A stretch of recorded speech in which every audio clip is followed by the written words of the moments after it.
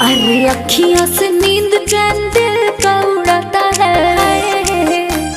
सुनना, अरे अखियों से नींद चैन दिल का उड़ाता है। फलानवा के बेटा सपनवा में आता है। कातिलाना अदा पे दीवाना बनाता है। फलानवा के बेटा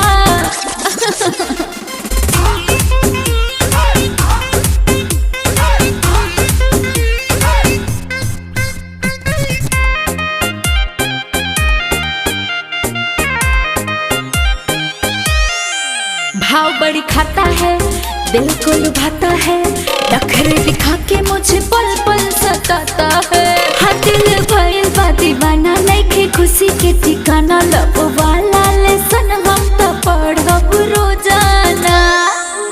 ओ दीवाना भइल हम दीवानी भइनी, कके हमसे मजाक वो